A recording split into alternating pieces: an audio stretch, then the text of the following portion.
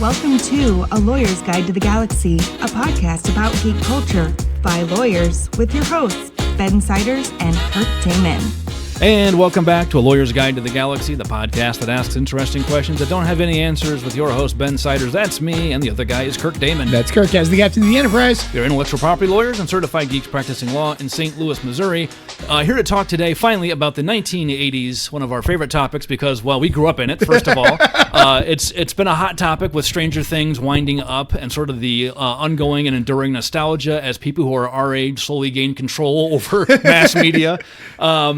Well, before that, I got to say, if you're listening to this in real time, this is February. I will be speaking about law and video games at the Game Developers Conference in March. So if you happen to be a game developer and you're going, look me up. My talk is at 10:30, I believe, on Tuesday at GDC. So go there, be there, and listen in and learn something. Yeah, it's kind of cool. And then I also have to just mention, I realize, I say I'm the captain of the Enterprise. Am I even allowed to say it anymore? There's a new Enterprise now.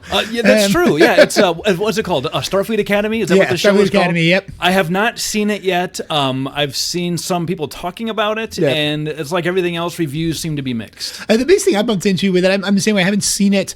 I'm getting some of the reviews. One of the things I think is interesting is it seems that they've kind of radically altered the Star Trek universe from Discovery and then from now Starfleet Academy. And I'm kind of sitting here and I'm not sure what my take is about being interested in the Star Trek universe anymore. I really want to be interested. I will tell you, and we'll get into our 80s stuff shortly, but really quickly, I did watch the entire first season of A Strange New Worlds. I thought it was mostly excellent. I would give it like a solid 8.5 out of 10. There were a couple of stinker episodes here and there, but it had more of that classic. It's Star Trek. It's Star Trek. They all did. Next Gen did too. But it had more of that traditional Star Trek episodic feel of Captain's Log, Stardate, whatever. Here is 3 sentences introducing the new weird planet we're going to, the benign, boring, uninteresting situation, pretext on which we've arrived, and then shenanigans happen, and we figure out how to solve it by the end. It really had that formula down really well, and I really liked that. And it had some of the Next Gen overarching and sort of the Deep Space Nine overarching season-long plot development element too. So I really liked it. Have not seen season 2 yet, but I thought that was worth checking out. Yeah, interesting. I haven't seen any of them. I haven't seen Discovery. I think I saw one episode of Discovery. We watched the half of the first season, and again, it was weird. It was interesting. I enjoyed watching it. It just did not feel like Star Trek to me. That's the same kind of attitude I had towards it, and I think part of it's also just the lack of being able to access it easily because it's not streaming that I have is proven to have been one of the sort of downfalls for me. I think it falls into the same category as Andor. Like Andor is objectively good television, but it may not be what you want from your Star Wars, right? Yeah. And the same thing, like the Abrams verse Star Trek movies, they're good space action films. It's probably not what Star Trek fans want from a Star Trek movie. Really, most of the Star Trek movies have not been. Yep. And likewise, some of this new content for Star Trek may just not be what you want from your Trek, and if that's if you're purist. The one thing I do think is kind of interesting is because of the whole there aren't no warp drives anymore. I do think the new ship designs are kind of cool. That's the. Anyway, so we'll probably do a Star Trek episode at some point. We've actually gotten quite a few people who, when they talk to me, like, you guys don't talk about Trek enough. Like, well, we like Trek. We'll get to it. We had the issue. We did have both seen Picard, so we can actually talk about Picard at some point in time in the future. But again, part of the problem I bump into is the fact that it's hard for me to stream and watch it. Yeah, I had the same problem. Okay, 1980s. We have asked this question on a couple of prior episodes. Why we talked about Super 8 set in the late 70s, early 80s. We've got Stranger Things set in the 80s. It feels like these nostalgia-based properties. The 80s seems to be a sweet spot for telling this type of story about kids in mortal peril. And we were also thinking about how there were a lot of movies like this in the 80s. We had Goonies, we had E.T., we had Explorers, if you guys remember that film. Stand By Me. Stand By Me, which was set earlier but made in the 80s. Why? Why did this happen in the 80s and then those movies kind of vanished by the late 80s and have never really come back except for in these new formats like Stranger Things, which are set in the 80s. So what's going on? Well, one of the things that we talked about, I think, a little bit previously on the show is one of the issues you bump into, and I've heard it from people who are involved in the horror movie industry, that it's hard to set certain kinds of stories in the current day and age just because technology is a problem. Yeah. It's showing up at the lonely cabin in the woods where you don't have cell phone coverage is becoming less and less viable as a starting point. It's become a pervasive problem in filmmaking and storytelling in general, is that a lot of the things we used to rely upon for advancing a plot forward are problems that are now solved with the push of a button. Yeah. And so you can't tell a story like that where, there's this miscommunication because these two people were supposed to meet somewhere and one person was late because of a traffic jam. The other person's wondering what. You just call, right? You just text. Yeah. Like it's just not a problem anymore. Yeah. And so in some sense, that kind of explains a little bit of the idea of using modern setting to set it. But what we were really getting at, what we were getting at, and what was sort of, niggling at us, so to speak, was the fact that like A Stranger Things not only is set in the 80s, it feels like something that would have been filmed in the 80s. Yeah, like it would have been made then.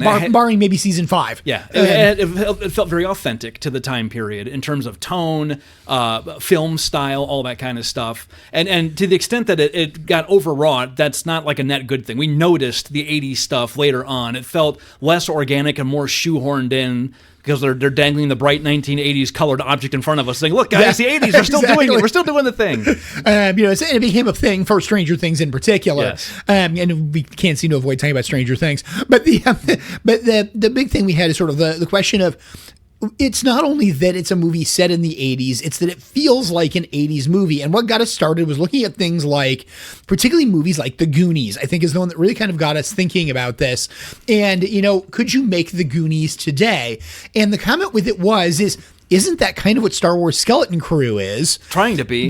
But then we commented about it. Neither one of us liked Skeleton Crew. Yeah, like it wasn't bad, but it didn't really capture that swashbuckling sense of adventure that the Goonies had because the kids were still being ushered around by a dithering parental robot that was and Jude Law's character. So we got to thinking like, why is the 80s in this sweet spot? We don't have movies being made like that in the 90s. We didn't really have them before. Why did that happen? And why has it endured? And we think we have most of the answer figured out. And this is because, of course, being the fact that we're, lawyers in our regular day thing, we started looking at the idea of, is there something legal going on here? Something changing the law. And something changing in the law. And the answer was sort of. I mean, not officially, but sort of. And that's where what we're going to talk about today is essentially quasi-legal systems. Yes. So this is maybe a thing that's I wouldn't say it's uniquely American, but it is dominant in America. Due perhaps to the peculiar way in which our nation was founded, none of us really like being told what to do. Exactly. I know it's a human universal, but it seems particularly acute in these United States. There's a lot of American comment of if you tell me I have to do something, I won't do it. I'm going to not do it just because you want me to. My kids are like that. So I don't know if that's in the DNA of our culture or what, but we definitely have it going on, I think, to a greater extent than much of the world does. And as a consequence of that, when we have had a need to monitor and regulate things, certain things are off limits, right? We have a First Amendment. So the government really struggles to step in and say, okay, the year is 1928. We now have talkies. We have these new movies coming out. This is an important, with the evolution of mass media, you can imagine any government would want to control that. Back in the day, a lot of the authoritarian governments did. We got realpolitik and propaganda and all that kind of stuff. And particularly when we're talking about pre-World War I here. Again, we're pre-World War I, definitely pre-World War II. But of course, that didn't happen quite the same way in the U.S. because we have a First Amendment, and it says thou shalt not regulate the free speech. So although the purpose of that amendment was political speech, it doesn't say that on the face of it. And the industries use this to argue that the government cannot regulate content. And I'm just going to put it out there because we don't want to go a lot into, sort of the concept of First Amendment. But if you really want to get an understanding of sort of the Americans' treatment of the First Amendment, and I think in sort of an older fashion, go watch America versus Larry Flynt, the movie that is that, which has to do with effectively the regulation of pornography and stuff like that. And part of the reason that movie's I think a really good portrayal of it is because it really does the idea of saying, we're going to challenge it with the worst possible to prove that we actually believe it. And that was what happened a lot. And that's what that movie's about. I mean, the movie really kind of forces the moral quandary of where do you stand on this line. And it's not hidden in the backdrop. That is the purpose of the movie. I mean, it's in your face and stuff like that. So, but what we did acknowledge was, maybe this is something where, okay, we can look at it and say, there's adults out there, they can make their own decisions. But what about... Not everybody is so equipped. Yeah, and kids may bump into things they don't necessarily understand or expect. We want to be able to say, well, they shouldn't just inadvertently run into it. How do we stop that from happening? And so, well, as much as we look at it and say, yes, there's freedom of speech around it, we've kind of looked at it and said, but we know there needs to be some regulation on how it is, at least of how it's treatment. And in many respects, that started off with what you could just call societal norms. Which is really what we've defaulted to for the most part. And I think the First Amendment point is worth bringing up because we see this a lot online when some company doesn't like doesn't like what a politician said, or a politician doesn't like what a company said, and people call for a boycott. Invariably, somebody somewhere says, well, what happened to the First Amendment? Well, the First Amendment doesn't compel you to shop anywhere, right? The First Amendment is a restraint on what the government can do, but private actors, the federal government in particular, can do whatever they want or don't want to do. So what happened with mass media is that to sidestep the First Amendment issues, and I think in part to discourage the government from trying to regulate, industry organizations are formed that will say, look, government, you don't need to get involved. Yeah. We will keep track of our own. We will regulate our own. We know what we're doing. You don't, and just let us handle this. And so the MPAA was born. Yeah, and all of it also is to ensure the legitimacy of an industry. So when you look at the idea and say, hey, you have these new industries coming out, you're going to have people worried about what is this industry going to do. We saw this a little bit in the early days of the internet, of the, hey, what's going to be regulated on here? And we really saw sort of an unregulated environment. A lot of people being concerned of like, can I join the internet as to whatever, it is, because I don't necessarily trust, the corporate actors to act in my best interest. We're seeing this today. I mean, we have these kind of, discussions on cutting edge businesses today. Well, net neutrality is fundamentally about that. Do we trust the people who control the pipes? Do we trust current AI companies to be handling AI in an ethical way? I mean, the question's being asked today, and so it's the thing. What we see back then is that we got to realize the cutting edge technology was motion pictures. Yeah. And particularly spoken motion pictures, which have just come into play at this point in time. For those of us who are regular listeners, we just did our public domain episode. We're in the early years of talkies. This is before there was any codes for the theater. So we just covered 1930 was the last year we just did.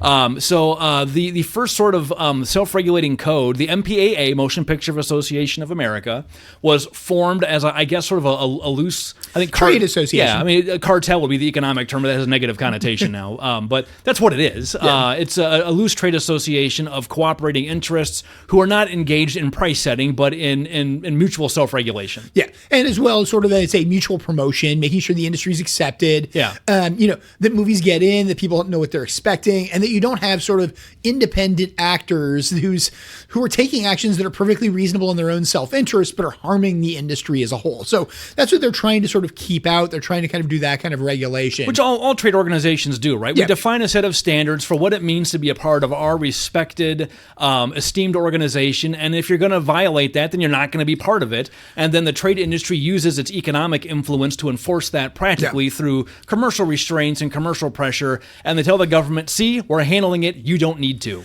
Yeah, and just as a quick legal aside, actually, one of the things that people don't realize, there's these things called certification marks that come under trademarks that you actually can use in order to sort of formalize this, where basically a certification mark is something where you say, I as an organization have a trademark, but instead of me using it on my own things, I'm going to provide a regulation of how other people can use it on theirs. Yeah. And that's why it's called a certification mark. It's basically saying this thing is certified to meet the criteria that I provided. Underwriter's Lab is a good example. Yeah, Underwriter's Lab is the sort of standard exam that's usually thrown out there. But basically the idea behind it is to say it's a way to put a legal regulation around this idea of saying you can't say you're a member or you're certified by me unless you meet my criteria. Now, if you don't want to say that, you're perfectly welcome to just say you aren't. But if you want to be able to say, I'm certified by this thing, I have this certification mark associated with me, you have to do it. So there is actually even a legal framework around this idea of saying you can regulate your own, at least to the idea of saying you have to tell the consumer correctly whether or not what you're doing. And that's really what we're talking about here, is that part of what the MPAA was doing is putting into place standards and saying, if we're if you're going to say you're under the MPAA standards, this is the standards you're going to abide by. But then they also put pressure on the other side of, hey, if you're a movie theater, you probably want to show things that are underneath our standards. You're going to want to tell your audience all of our films are MPAA certified to comply with what they called the Hays Code or the production code, which they'd introduced in the 30s. And it was very different than what we have now. Probably nobody alive now. I guess my grandma's still around. But, there's probably nobody alive remembers the Hays Code. Well, maybe not, because it was around since the 1960s. It was around into the 1960s. Yeah. So, I mean, there's definitely going to be people who remember like the tail end of it, but people are around that remember the beginning of it. Yeah, definitely not the beginning. So it was instituted in the 30s. It was different than the rating system that we have now. The rating system we have now was about just telling audiences this is the general broad stroke nature of the content you can expect. The Hays Code was like, no, we're just going to not allow things that we don't think should be made to be made at all. It's not that audiences get to pick and choose. They don't even get access to it. Yeah, we're going to basically say, hey, if you're going to be rated by us, this is what you can expect. And we're going to act in some sense as a gatekeeper. If you don't like things that we think most of the audience are not going to like, we're going to say they can't be made. And therefore, if you're in, an MPAA, rated movie, underneath this, people will know that they're going to avoid those extremes. Now, it's important to keep in mind that you could look and say, well, isn't that monopoly control and stuff like that? And the answer is no, because somebody could come out and say, well, I'm not going to be an MPAA member. I'm going to make whatever I want. And the MPAA said, that's fine, but you're not allowed to show it in a theater that only wants to show MPAA. But there were also theaters that said we explicitly don't show MPAA rated films because we know there is demand for those. Probably a selling point to the people who want to go see those films. Exactly. Well, it's also worth noting that the original Hays Code, it was named after, I'm looking at my AI assistant here, but William H. Hays, who was president of the MPAA at the time. The code was drafted by a Jesuit priest, which may tell you a little bit about what was in it from the 30s, 40s, 50s, and early 60s. You also look at the time period as to what it is. Let's be bluntly honest. This is a moral code. It is a moral code. It's especially a moral code about what should be in movies and what should not. It laid out general principles, and one of the overarching guidelines was that the films should not lower the moral standards of the audience and should present correct standards of life, following the law, public figures, legal cops. Certain people simply should not be ridiculed and should only be presented with respect and deference. And I think if you go back and you look at a lot of early movies, this is what you're going to see, especially again, if you're going to find one that's going to be MPAA rated, it's going to be, for lack of a better term, I think the thing that gets bandied around a lot is wholesome content. Yes. But the example of things like, we're not going to present cops as being inherently corrupt. We're going to present them as being, authority figures that are well regarded, that are honorable. And you can understand where this comes from. There's the whole argument that's being made, you sort of hear currently is there such a thing as an American monoculture? You can kind of look at it and say, when people are thinking about American monoculture, in some sense, this is the kind of stuff they're thinking about. This is back when, if you depicted married couples, they slept in separate beds. Children did not swear or curse, or they were innocent little angels, little paragons of virtue. You didn't make fun of priests. You didn't make fun of anybody. And I mean, there's a reason why movies from that era feel so sanitized. They were. Yeah, Ward Beaver blew up the mini mart again. I'll go have a talk with him. Yeah, I mean, there's stuff like that. It was that kind of stuff. So you had you really had this idea that there was sort of a specific way things were dealt with, and it was again. I actually like that term monoculture that is being bandied around a lot today. It's not that it was a monoculture, but it was a recognition of sort of this is what we think culture should be and the way people kind of should behave. And there's a moralistic code to it, no question. That there's Christian aspects of that. I think we can say that safely with the Jesuit priest having been involved in conjunction with it. Well, I mean, the nation has a broadly Judeo-Christian set of normative moral standards just based on how it was founded. So it's not surprising. That's what we basically see sort of coming in. And the code basically says, and I think the key thing about it is, thou shalt not. Yeah. It basically says if you want to be MPAA considered and a part of the MPAA, these are just the things you simply shall not do. Well, and the studios at the time also often owned a lot of the theaters, so they could self-enforce by having their own theaters not show the films that their own trade organization refused to rate. Yeah, and so and obviously that's allowed them to get more of their movies into the theaters, to be in better positions and to keep the edge people out. And again, I think it's also very important to keep in mind that doesn't mean movies that that were not MPAA rated were not made. They were definitely made. They just had smaller audiences. They were shown in specialty theaters, and those specialty theaters existed, no question. Two big things happened that really put the nail in the coffin of this thing. One is that foreign film industries grew who did not have to follow the Hays Code, did not follow the Hays Code, and their film was found American audiences. Yep, and those tended to go again through those edgy theaters. We all talked about like foreign film theaters. I mean, you still kind of bump into those today. There's still we still have this bifurcation, right, of American versus foreign films. This may be why we still have that, this legacy of the Hays Code. And so, you see this going forward. And again, I think it's also important to keep in mind, the Hays Code existed for a lot of years. We're talking up through the late 60s. I think 68 we looked up. Yeah, it starts in the 34 was officially in force, and it was retired in 68. So yeah, I mean, we're talking over 30 years, that this thing's in force, around it. And we're talking about those, we have that coming into play over World War II, and again, you can kind of see if you go back and look at like World War II propaganda, like American World War II propaganda, you see kind of that things of, hey, you should behave this way. And if you really watch American movies from the interwar era, go watch something like Casablanca, something like that are set, in the current time period and are in the interwar years. Yep. You really see a very specific sort of portrayal of America. You see for lack of a better term, a propaganda-ish feel in the way these movies work. It's very specific. It's on rails. It's sanitized. It's sanitized, and part of that's just the abiding by these codes and sticking with it.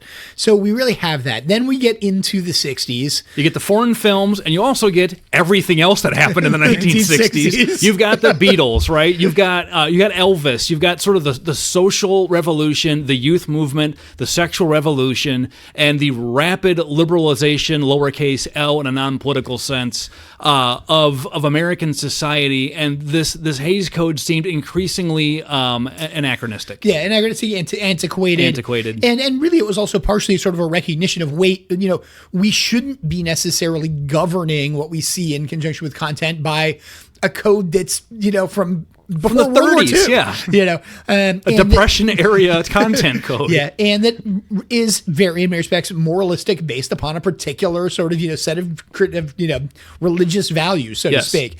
And we're becoming a more international country. We've got, things coming into that. Well, I think the studios also saw, like, these foreign films that don't follow this, they're making a ton of money and eating into our profits. We need to be able to compete. So I do suspect that part of it was mostly market pressure, I think, as opposed to some sudden desire by the studios to loosen their grip. I think a lot of it's market pressure and things like that. Which we'll see as a theme that comes in here repeatedly. Yeah, and what you end up really seeing, I think, around this is essentially the Hays Code falls. Yeah, in 1968, it's officially retired and replaced with the rating system that we're more familiar with now, or maybe an early version of it, an infant version. And let's really talk about this infant version, because I think it's important to understand, for those of you who may not have been around in the 80s and 90s, I think it's very important to understand it was what the very rating different was like. Even then. So the original version had 4 ratings. There was G, PG, R, and X. And really, PG was originally called M.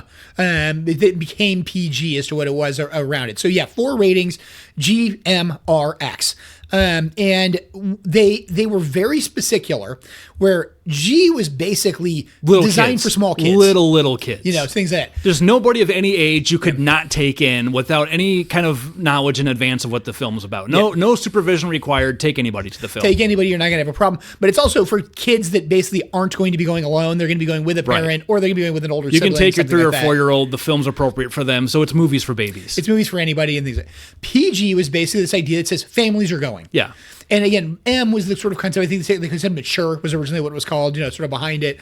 And the real sort of thing behind that was basically, yes, this is if you have a family and you want to go, and you want on something safe, but it's not completely sanitized for just small kids. Parental guidance. You need to at least look at it. For your little tiny kids, it maybe isn't appropriate, but for the most part, almost anybody can go see this. Yeah, you're going to be fine sort of seeing this stuff along those lines. The next level up was R, and that was basically it's still kind of designed for families, but maybe this is a bit edgier, a bit more concerning. R was, we're not going to let kids go see this. Like PG is, we'll let kids in. Yeah. R was, we're not going to let kids in unless their parent is with them. And the idea was not that R was some highly restricted category. It just required a parent to actually be there with them. Yeah. It's a movie that, one, they may not even like. And so, because of just the themes that are behind it, but also it may present things they're going to have questions about. And, we kind of need the parent there to answer them because we don't want them just asking the person sitting next to them or the movie theater employees or anything else, because you might not like the answer as a parent. And so, that was the thing is, okay, that's kind of what R is. And then, X was, I don't care what your parent says, you're not seeing this film. Yeah. And the real point behind that was to say these are movies for adults. Yeah. And one thing to keep in mind, people now, when they talk about X-rated movies, they're talking about pornography. Which is not what it originally meant. It is not what it originally meant at all. It really meant just, okay, nobody under 17 is allowed, just put a period, because these are not movies for kids. These are kid movies for adults. There may be explicit sexuality. The subject matter may be just simply too intense for a young person, whether or not your parent agrees. Movies that have depictions of sexual assault would fall into that category. Extreme gore and violence, things like that. So let's just talk about it. I think one of the movies that's a good example to use as to what X was originally is actually the first X-rated movie, which is Midnight Cowboy, which won an Oscar. So keep in mind the fact that, the thing was, what is the Midnight Cowboy Very about? different at the time. It's about male prostitution. That's the subject matter of Which it. you could see in an immediate post-Hays Code era why people would be like, okay, well, that's X, right? Like that. That's adults only. At the same time, does it have really explicit sexuality? No, it doesn't. Yeah. It's just very, very explicit themes. There's a lot of emotional, draining scenes in it. If you've seen it, it's a difficult movie to watch. It's fascinating to watch.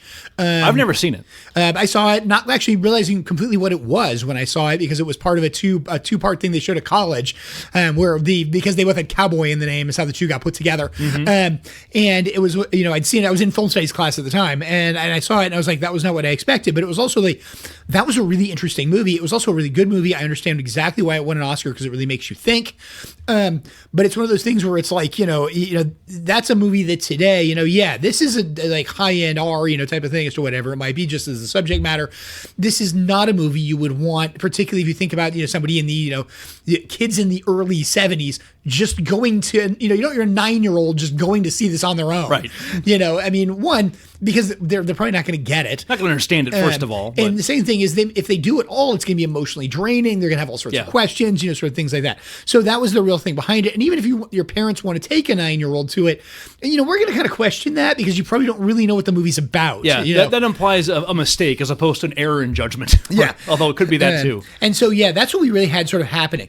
Now, the reason we associate X with pornography is because X did include pornography. Yeah, pornography wound up there, and the porn industry really leaned into that. The whole, X means explicit. Like, it became a marketing branding point. And then they created double X and Fake triple X, which even don't more actually X. exist. Yeah, they're not real categories. Just keep in mind, the MPAA does not have a triple X rating and never has.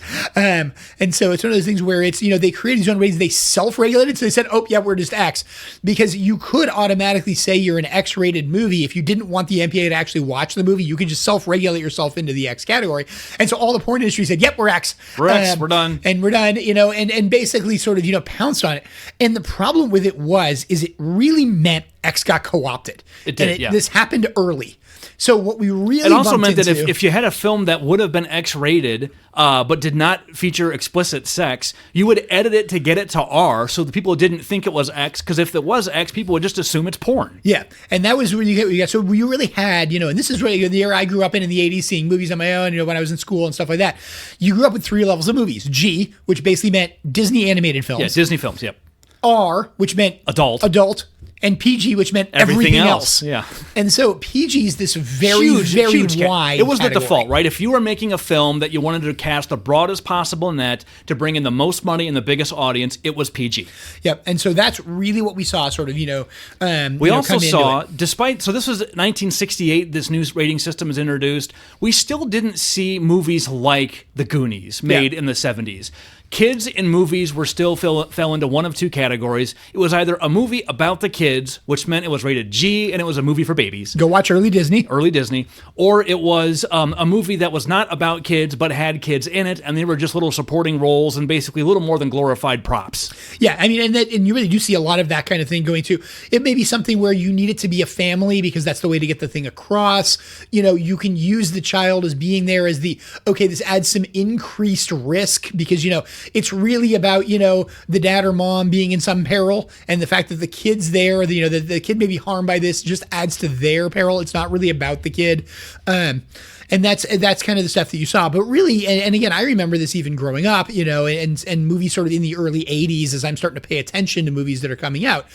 It seemed like everything was PG. If you saw R, it was okay. It's a horror movie. Well, in a PG-rated animated film, I remember when the Black Cauldron came out. Yeah, a PG-rated animated film was a big deal. Yeah. My mom almost wouldn't take me to see it. There were skeletons in it. Yeah, and you definitely saw sort of the early, and that's sort of through the early 80s around that. And yeah, animated tended to mean G. Almost always. Disney always tended to mean G. And again, if you really want to see what a G movie is, go watch like some of the late 70s like live action Disney movies.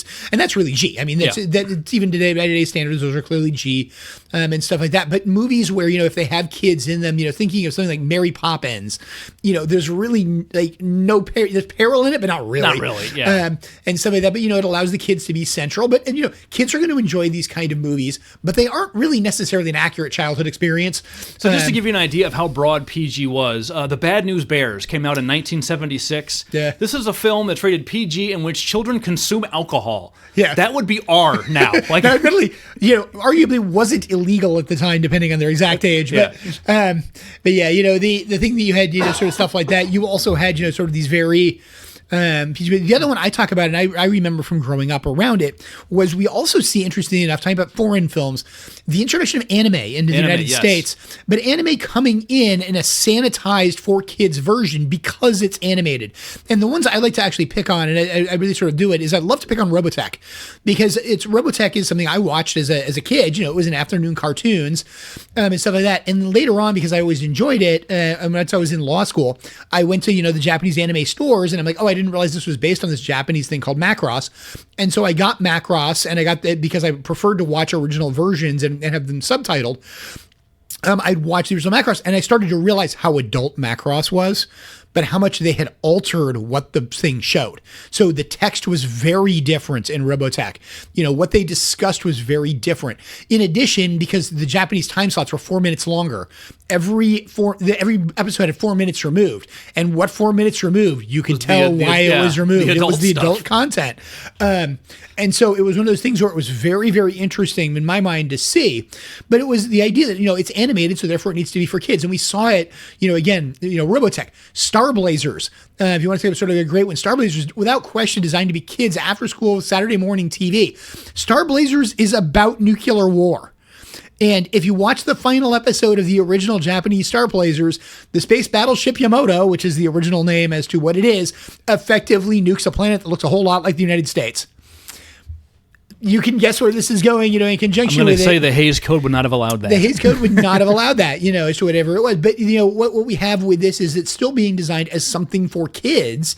And again, because it's written in a foreign language and because it's animated and you can overwrite the text, you have very different sound, very different discussion of what the characters are saying coming across. Now, it has to in some respects anyway, just because the length of words is so different, but they change the themes. They do change themes across these. And if you're really interested in this, I think there was for a while, this thing called the Robotech Perfect Collection, where you could actually they would have the episode as it aired as Robotech in the United States, immediately followed by the episode as it aired as Macross in Japan, done with subtitles and trying to be much more accurate as to the literal translation of the text. And they are different shows. Let's talk about how this all shifted. We hinted before that market forces ultimately played a role here, but it wasn't just any market force. It was one particular market force, and his name is Steve. Steven Spielberg. Steven Spielberg gave us Jaws, a rated PG film which combined violence, blood, horror, terror with a family film. It's still, Jaws is a scary movie today. Sorry. It terrified me when I was a kid. So you had Jaws, which established that, no, you could do scary films and people would go see them. And then we had another guy named George who gave us a movie that was nominally a space Western film starring adults for adults. There's no children in it, unlike a certain prequel we won't mention. But nevertheless, who loved Star Wars the most? Kids. All of us kids. Why? Because George Lucas had the merchandising rights and he exercised them. And there's another important cultural factor to talk about. Star Wars is the first movie that markets toys to kids. Not something before that you didn't do it. Movies were not marketed to kids. The G.I. Joe toys predated the G.I. Joe show. Yeah. The toys came first. Yeah, no, there was some argument that they were building the two together, the way they were thinking about it. But yeah, it was really just a commercial. I mean, that's the G.I. Joe things are really just a commercial. And so, but yeah, so you have this shift going on of the idea that says you can make these kind of movies for it. And again, Jaws kind of breaks the mold, as to what we see, behind it and kind of says, no, wait, there is demand for this. The other big one, the one that probably paved the way earliest for children to be the emotional center of these films, Close Encounters of the Third Kind. Another Spielberg film where the little girl, the daughter, is kind of at the center of the movie. Although it's really about the parents. The emotional core is her journey, her being kidnapped by the aliens and being returned. You again see, I think, in that film a little bit of the Hays Code. She's not. It's scary, especially if you're a kid. It's a scary film, but she's never really in any danger. Like if you watch it now, it's pretty benign. Yeah, it's very benign, and the aliens are very benign, in the end, and sort of stuff like that. It's a very safe movie, but it's not portrayed as being safe. If you were 9 and it's the first time you ever saw it, it's not going to appear as a safe movie. In the same way as learning that Darth Vader is actually Luke Skywalker's father is surprising the first time you get it. But Spielberg then gave us a third a third chapter in this book he's writing, E.T., which became the highest grossing film of all time. And that is probably more than anything else what gave us this brief golden era in the 80s of kids are the moral center and the emotional center of your film. Yeah. They are in real peril and real danger, and there are no parents around. Yeah, and really, and that's E.T. because it's the purposeful avoidance of the parents. You have a split household, which you would never have under the Hays Code. A single mom, the dad's not in it, she's working, she's gone. We never even find out the name of the villain. I mean, his name was just Car Keys, right? Yeah. The guy with the flashlight. And the kids are doing everything, and you have the archetype of the slightly older brother who's, kind of dragged into this and doesn't know what to do. He's old enough to be able to drive, but not old enough to, so all the pieces that you see in Stranger Things. And doing things like hiding the alien in a tent in your basement. Yes. What do we know about that all from? Of that, right? Like, so the E.T. is where this archetype comes from, and E.T. works because, one, it's Steven Spielberg, who makes great films, and the studios said, you guys, there is a gold mine here, and we need a gold rush. Yeah. And so what we really see is that, and again, I think the two things we have going on right now is a recognition that you can make movies like this that have kids in real peril, and they will attract audiences. And movies like this are rated PG, so the kids can go see them. So the kids can see them. The kids don't want to see the sanitized baby films. They want the PG stuff with the action and the danger. And not only thinking kids, we're saying under 17 here, so this includes like pretty much most teenagers. Everybody from about 6. I mean, I don't know about you, but I was 6 years old in 1982, and I remember going to see E.T. in the theater multiple times. I did not see E.T. in the theater until I was in high school, and it came back to the theater the third time. And the reason is because I didn't see it originally because my parents didn't really know it was going to be anything and didn't bother seeing it. I went to go see it when it came back the second time, and it was sold out, and it left theaters before I could see it. And I only ever saw it the third time it referred to theaters. By the time I was in late in high school, and so it's sort of like, okay, this is now a kids movie. So we got this wave of films in the early 80s that followed this model. You've got E.T., you've got Poltergeist, you've got Gremlins, you've got The Goonies, you've got Indiana Jones, Never Ending Story, Stand By Me, Explorers, tons of movies. Dark Crystal, Labyrinth. I'm listing off stuff you guys are probably all seen and said, holy crap, I forgot about these movies. They were so good. What happened to them? PG-13 happened to them. Yep, and that's where we're going with this is, what happened. So we have this window in the 80s when all these movies get made, and remember, these are all general audiences, PG. right? We want as many people as possible to go to these, the broadest possible audience to attend. Yep, so anybody who's over, about old enough to get themselves to the theater on their own can get into these movies on their own. What you're also seeing, I would argue at this point in time, is that R is maturing. Yes, because of this, R is becoming more and more the adult-only category. Yeah, and so, and I remember it as a kid, like if you'd see an advertisement on TV and I'd see one where there would be an R-rated movie, you pretty much knew, okay, this is going to be a violent action movie, this is going to be a horror movie, or it's going to be something that involves, for lack of a better term, adult themes. It's going to have full frontal nudity, right? Yeah. Because if it's anything less than that, then it's PG. PG films in the early 80s had topless women, was not unusual. It wasn't highly sexualized, but it would happen. It was also, again, for R, you're going to see not just violence, but quite a lot of it. Yes. And think about anything we would call an action movie today, this day and age, is pretty much R. Think about Gremlins. They put a gremlin in the microwave, cook it, and it explodes. They put one in a blender and mix it, and it's all just shown through special effects. That was PG. Yeah, but it's also, that's not human. It's a gremlin. No, it's still, that would not be PG now.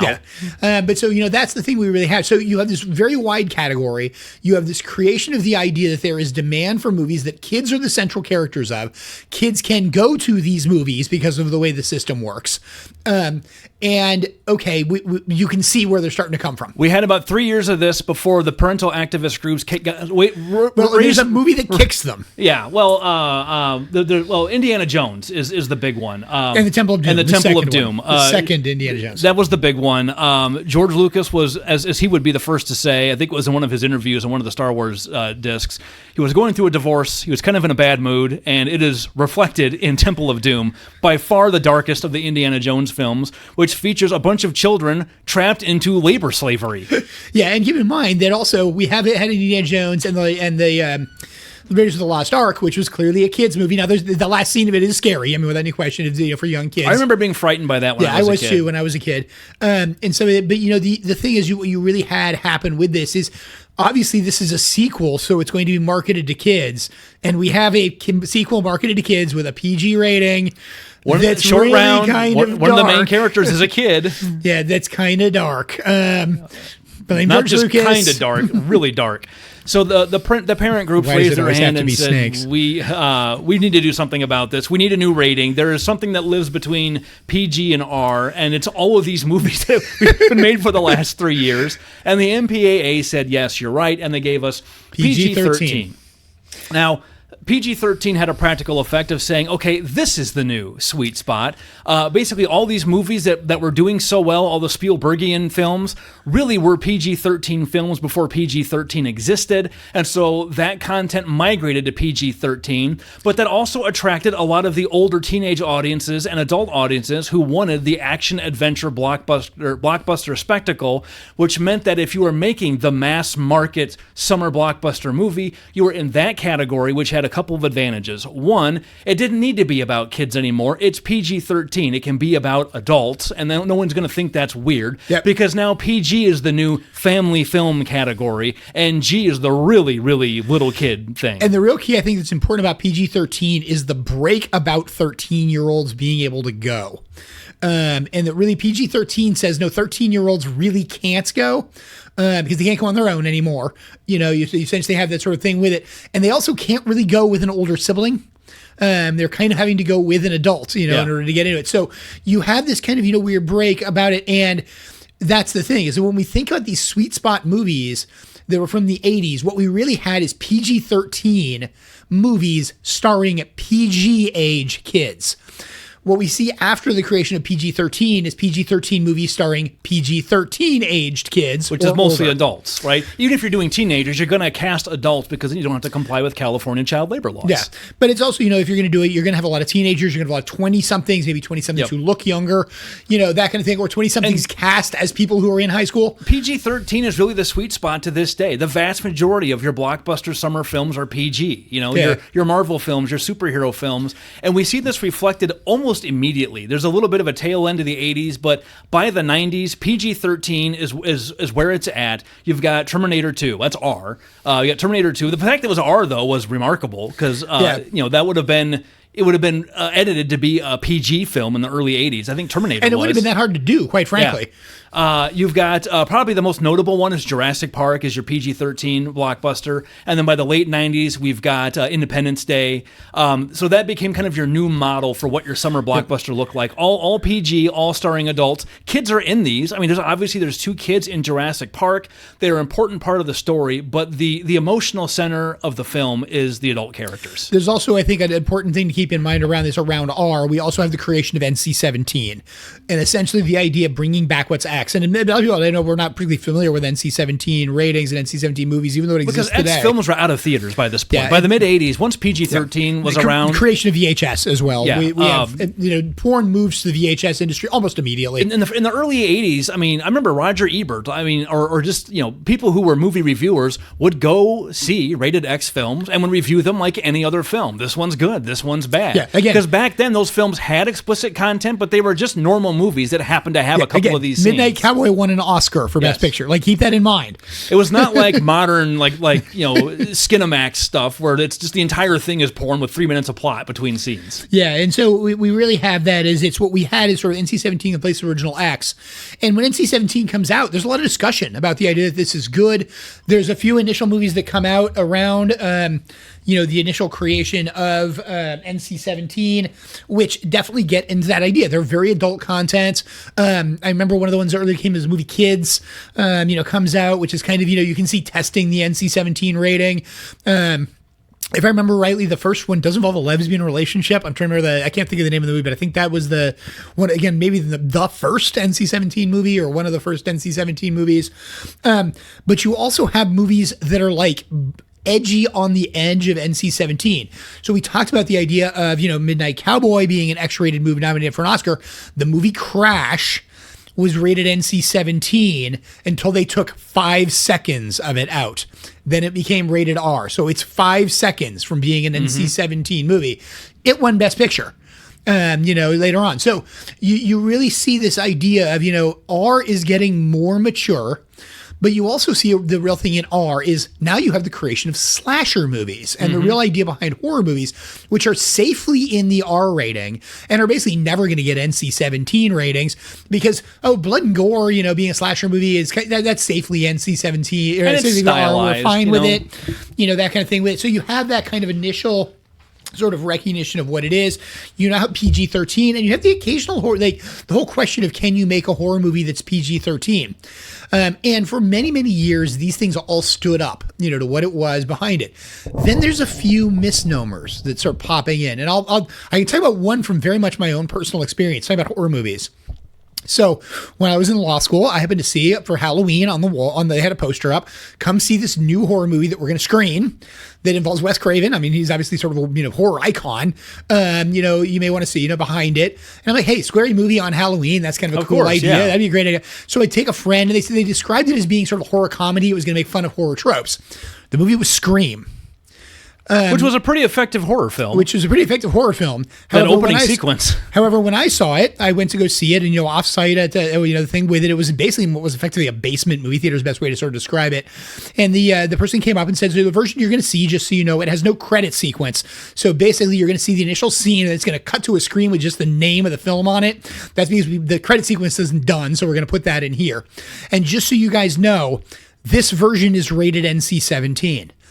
Because we just got our rating back, we're going to edit it so it's not released that way. It's rated NC-17 because of the first scene and certain things later on in a couple of the later scenes with it. So I just want to warn you guys ahead of time. This is what's said ahead of time, that this is the movie you saw. I've seen Scream, the theatrical release, and I've seen Scream, the unrated version that's released on video. Neither one is as violent as what I remember seeing there, and things like that. That, for being advertised as being a horror comedy movie, the before credits scene was anything but comedy. Yes. It is incredibly violent, incredibly grotesque, sort of things like that, and what it portrays and what it represents. Now, is the movie, I thought it was a great movie. When I first saw it, I was like, this is kind of a brilliant horror movie. I loved it from the start. I went to go see it when it released in theaters. I want to see how they changed it. I really did. And I sort of noted it. I thought that the changes were interesting behind it. But you were seeing this idea that like you couldn't get into the adult, that NC-17 PG-13 rating, that would have killed Scream. It never would have been a movie. So we edited it down to make it R so it can release in theaters. You saw it with Crash. We edited it down so it makes it, R into the movies. But they're right on the top border of R. That's the movies that they're doing with this. You were also starting to see it as we're going to be right at the top border of PG-13 and not BR. So maybe we start editing it down. So you're really seeing this idea of building stuff towards it. Another good movie doing the same thing, getting from NC-17 now to R, Eyes Wide Shut. Yes. Stanley Kubrick. So keep in mind, Clockwork Orange, originally X. One of the movies he does, edited to make it R.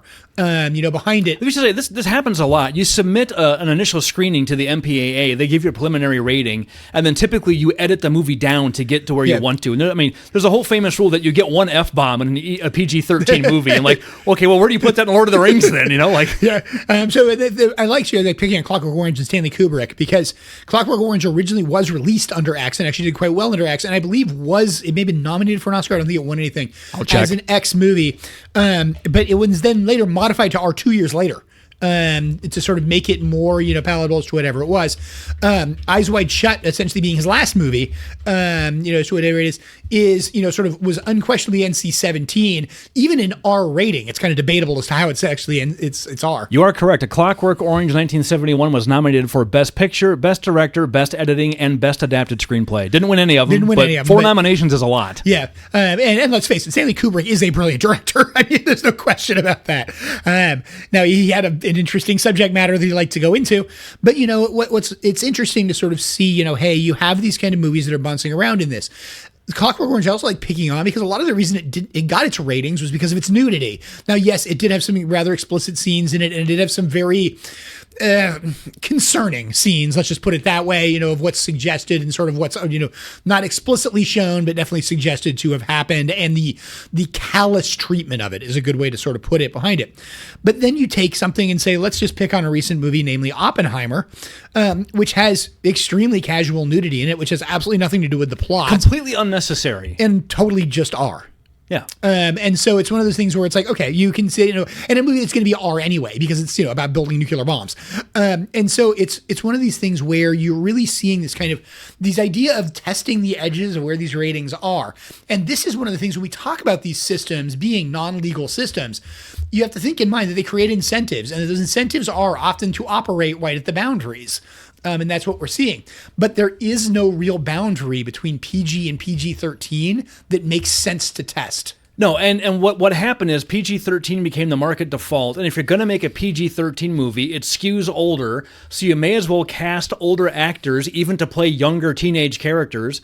One, it's easier to work with them. The union rules are simpler. You don't have to comply with hours limitations that you have to with child actors. There's a lot more rules. It's cheaper, it's easier, it's simpler, and so that's what they did, and we saw those kid-centric movies disappear. Goonies was probably about the last one. Well, and Goonies is arguably one of the ones that pushes the PG-13 over. Right, right. I think that was 84 or 85, and I think this rating maybe came out while that was being made. Nobody was quite sure yet, but if they were going to try to make Goonies in 1988, they wouldn't have, right? It would have been rated PG, but it would have been a very different PG, because PG in 1988 was not the same as PG in 1984. The other thing that changed is by the 90s and definitely the early 2000s, free-range childhood was officially over and had given away to helicopter parenting.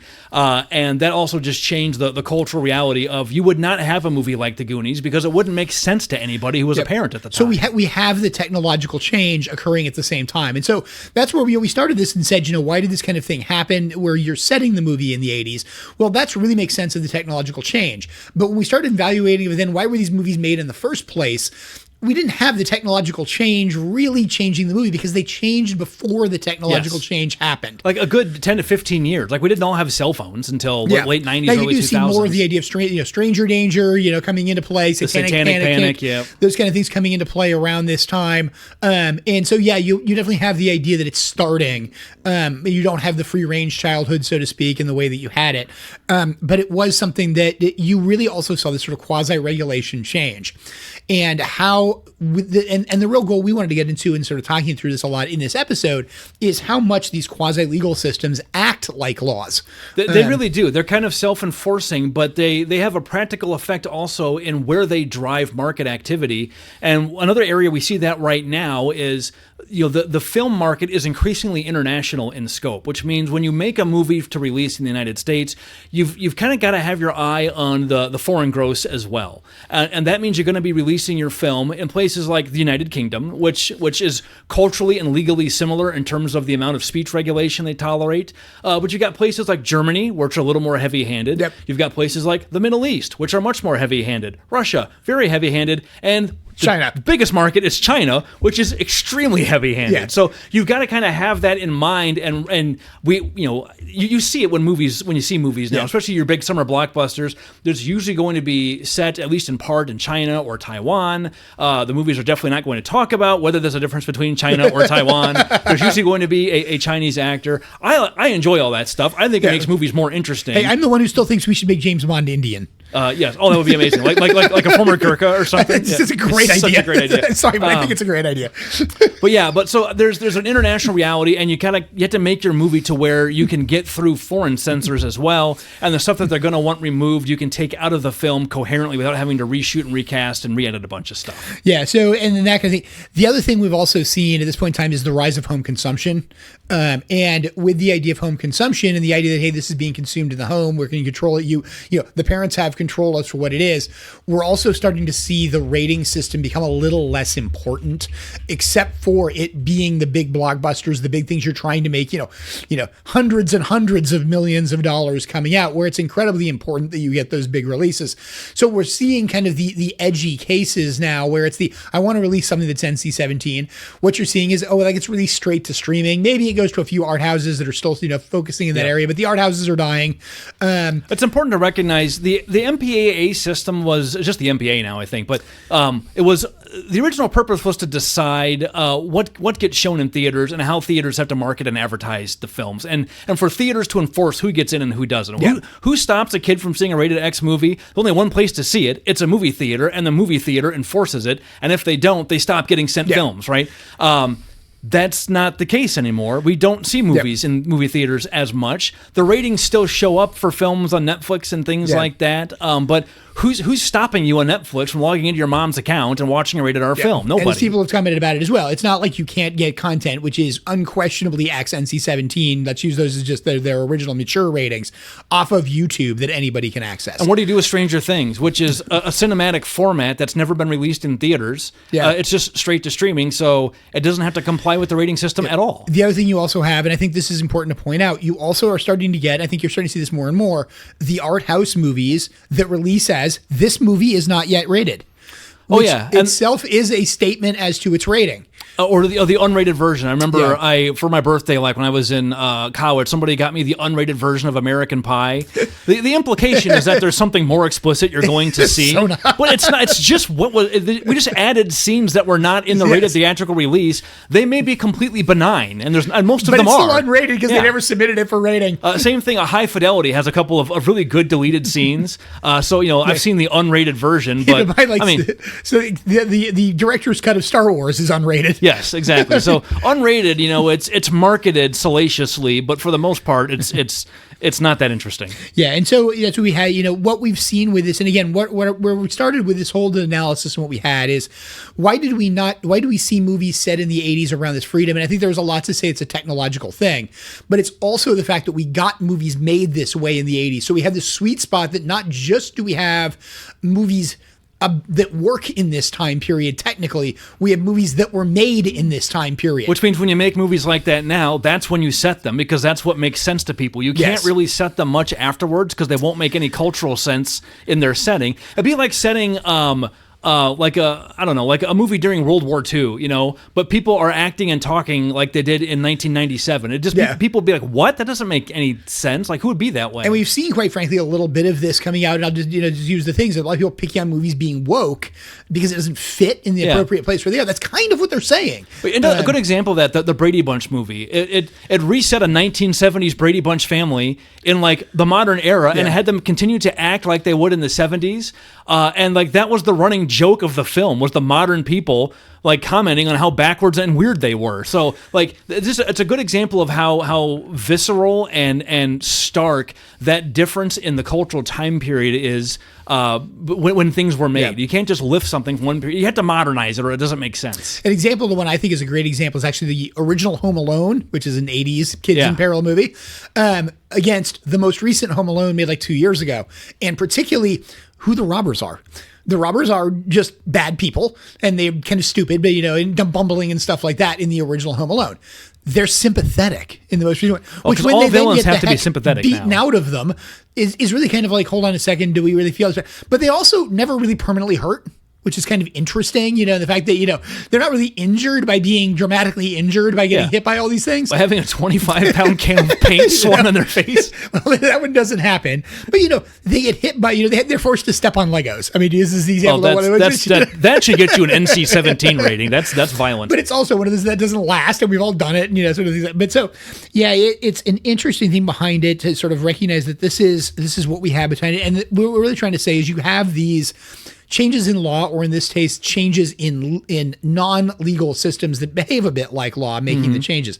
In addition, I think it's worth pointing out, this has not just happened in motion pictures. No, video games have this, the SRB, or Electronic Software Ratings Board, I think it is. They do the same kind of thing. It's pretty common, especially in content industries. These industries want to be as self-regulating as possible, and the sort of tacit deal with the government is, we'll manage our people, and you don't have to worry about it. And don't step in. And for the most part, setting aside that it's dubious whether the government can really regulate content anyway under the First Amendment, they generally don't need to do so because these industries will offer to do it themselves. Yeah, and then you also tend to get the industry entrant that kind of breaks all the rules to start off with and then realizes they need to do them. And the one I'm just going to pick on with this is when streaming started, it didn't have to deal with any of the rules of regulations on what could be on broadcast TV or cable TV or the movies. Or anything. Because it was new. And so we had Netflix. It's not even subject to the FCC. Yeah. So we had Netflix jumping in and implementing shows like Black is the New Orange. Orange is the New Black, backwards, which is a very edgy show. Yes. That would have gotten an NC-17 rating if it was a movie. We could not put that on network TV. I mean, the idea of a television show that is that adult, it would have to be on cable. Yeah, and so you really had premium even cable. It would be premium cable. Even there would be debatable. But yeah, you really had that kind of stuff sort of coming in, where it's as we see these systems growing and maturing, we see them.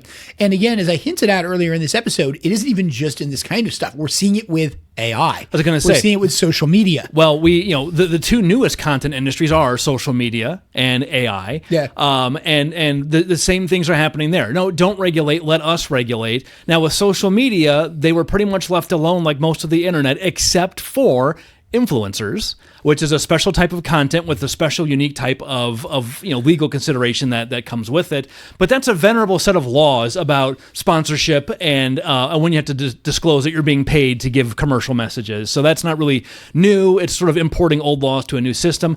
But AI, I think, is categorically different. We have a new way to generate content. IP laws don't apply to it as of now the same way that they have before. And I think so far we're seeing the AI companies mostly saying the same thing. The content industries always say, we'll regulate ourselves. But even there, I think we're seeing relatively little regulation, coming virtually into play. None. And you don't have the consortium of AI industries saying, no, this is what we'll say our things can do. You have instead this, as the kind of sort of existential crisis is who's going to get to AGI first.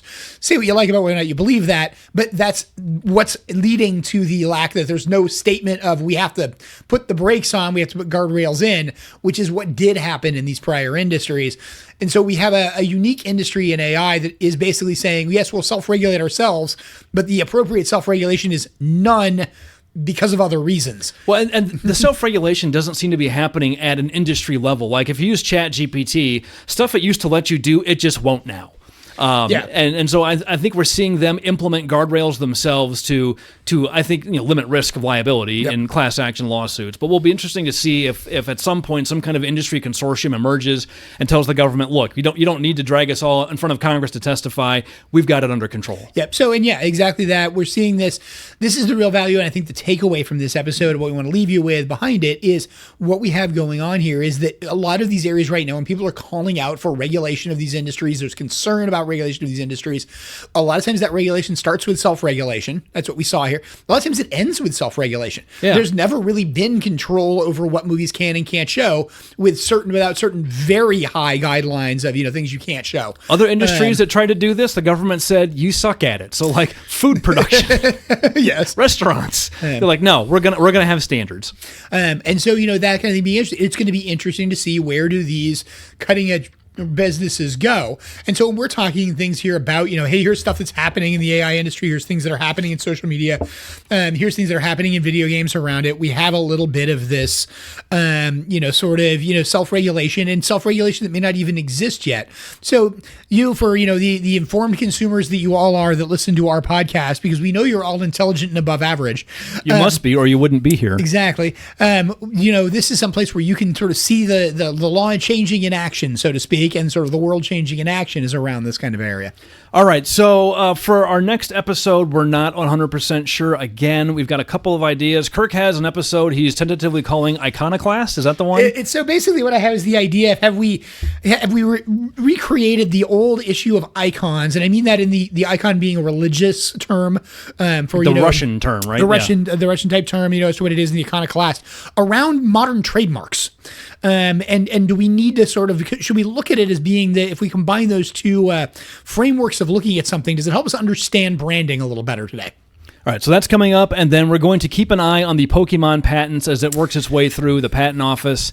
I haven't looked at it recently, but we'll keep an eye on that. There is more stuff happening around it. There's also there's I believe either a lawsuit or something that's changed in one of the lawsuits I saw recently.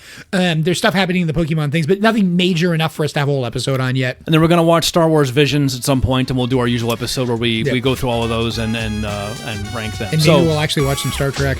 Yes, well, that's a whole episode we can do too. We got a bunch of Star Trek to get caught up on. So anyway, thank you for listening. Like, rate, and subscribe. And that's all for this time. We'll see you next time. Lorem, play us out. The views expressed by the participants of this program are their own and do not represent the views of, nor are they endorsed by Lewis Rice LLC, its officers, directors, employees, agents, representatives, shareholders, and subsidiaries. None of the content should be considered legal advice. As always, consult a lawyer. This podcast was produced and recorded in St. Louis, Missouri.